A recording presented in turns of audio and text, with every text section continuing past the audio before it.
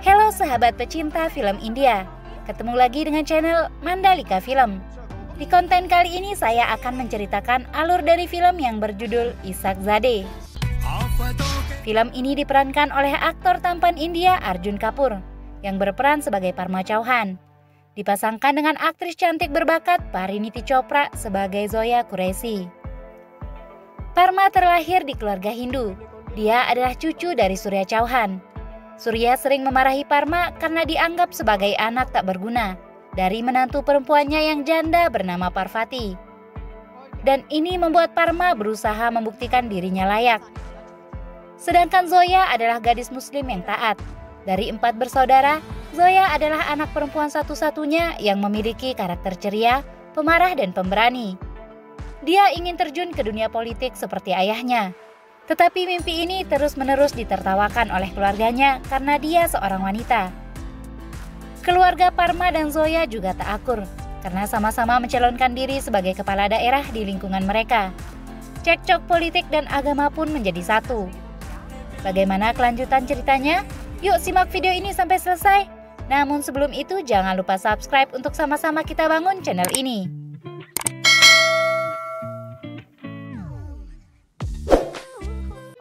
Diawali dengan saling maki, Zoya akhirnya menampar Parma di depan umum. Parma marah dan menodongkan pistol tepat di kepala Zoya. Tapi Zoya tidak takut sedikit pun. Keesokan harinya, saat Zoya berada di toilet, Parma masuk dan mengunci pintu.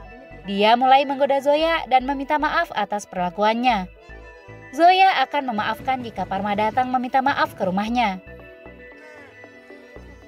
Malam harinya, Parma benar-benar datang ke rumah Zoya untuk meminta maaf. Dia dihajar oleh keluarga Zoya karena dikenal sebagai pembuat onar. Zoya yang mulanya membenci Parma akhirnya luluh melihat kesungguhan Parma meminta maaf. Mereka akhirnya menjalin kasih.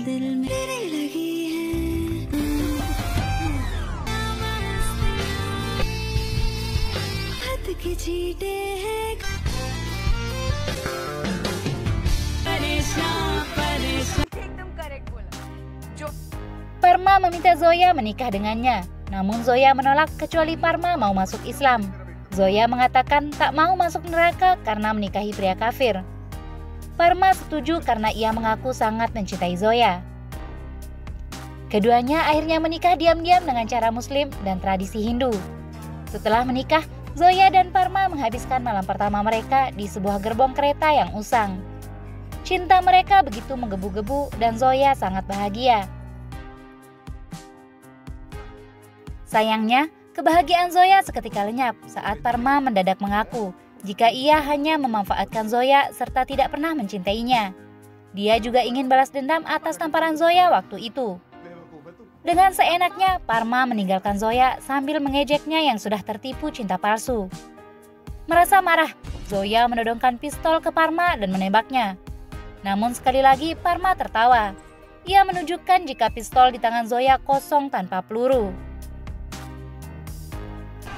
Hari pemilihan pun tiba dan keluarga Parma memenangkan pemilu. Karena foto pernikahan Zoya dalam tradisi Hindu dengan seorang pria misterius tersebar ke seluruh kota. Surya merasa bangga terhadap apa yang dilakukan cucunya. Zoya depresi dan mengurung diri di kamarnya, sementara kekacauan terjadi di keluarganya. Mereka bertanya-tanya siapa pria yang bersama Zoya dalam foto tersebut. Zoya yang putus asa memutuskan untuk kabur dari rumah berbekal sebuah pistol yang dibelinya. Ia bertekad untuk membunuh Parma dengan tangannya sendiri. Sayangnya usahanya gagal, karena Parvati ibu Parma melihatnya dan segera mengurungnya di dalam kamar. Parvati kemudian memanggil anaknya yang sedang mengadakan perayaan kemenangan mereka. Parvati menghajar Parma di depan Zoya karena merasa kecewa serta marah. Parvati memberitahu Parma bahwa dia harus menghormati sumpah pernikahannya, terlepas dari apakah dia bersungguh-sungguh atau tidak. Situasi kian genting saat keluarga Zoya tahu jika Parma lah laki-laki dalam foto yang tersebar. Mereka mencari Zoya ke rumah Parma dan berniat mengubur mereka hidup-hidup karena telah mencoreng nama baik keluarga. Ibu Parma meminta Parma untuk melindungi Zoya karena sekarang ia adalah istrinya. Namun Parma terus menolak. Ia bersikukuh jika ia tak mencintai Zoya sama sekali. Sikap Parma berubah ketika ibunya tewas ditembak kakeknya sendiri karena mencoba melindungi Zoya. Parma meminta Zoya segera berlari untuk menghindari kakeknya. Parma merasa sangat menyesal dan seperti wasiat ibunya, ia akan melindungi Zoya walaupun tidak mencintainya. Sialnya, Zoya kecewa dan sudah tak mau berurusan lagi dengan Parma. Parma segera pergi menyelamatkan Zoya dari kejaran keluarga mereka berdua. Parma menampar Zoya hingga pingsan lalu membawanya ke rumah bordil. Di sana keduanya tinggal dengan bantuan seorang pelacur yang mencintai Parma bernama Chan Bibi. Awalnya, Zoya mengira bahwa Parma mencoba menjualnya ke rumah bordil. Dia menyerangnya dengan pecahan kaca, kemudian pergi meninggalkan Parma.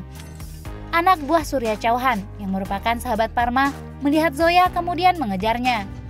Mereka menembakkan pistolnya ke arah Zoya, namun Parma datang dan kemudian menembak mereka. Melihat keseriusan Parma, Zoya akhirnya mengikuti Parma untuk bersembunyi di rumah bordil. Chan Bibi datang membawakan obat dan makanan untuk Parma. Dia bermaksud akan merawat Parma, tapi Zoya memintanya keluar. Zoya terlihat cemburu, walaupun masih marah, dia merawat Parma. Parma tersentuh, dia mulai sering mencuri pandang ke arah Zoya. Dia meminta maaf pada Zoya, tapi Zoya belum mau memaafkan. Tinggal bersama membuat mereka terlihat semakin dekat.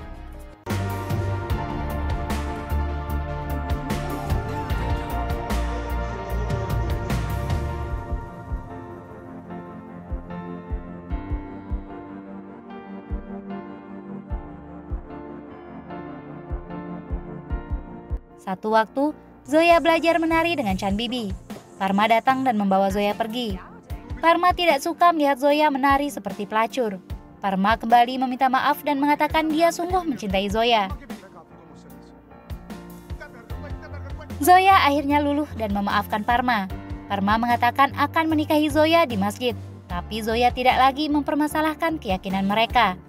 Mereka akhirnya menikah di rumah bordil itu. Hari Raya Idul Fitri datang. Zoya menemui ibu dan ayahnya. Zoya yakin ayahnya akan memaafkannya. Tiba-tiba ayahnya mengambil pistol dan menodongkannya ke arah Zoya. Tidak tinggal diam, Parma juga mengancam akan menembak ibunya Zoya jika ayahnya benar-benar menembak putrinya. Tidak disangka, ayahnya benar-benar menembakkan pistolnya. Zoya dan Parma akhirnya berlari. Zoya dan Parma bersiap untuk melarikan diri ke Jaipur.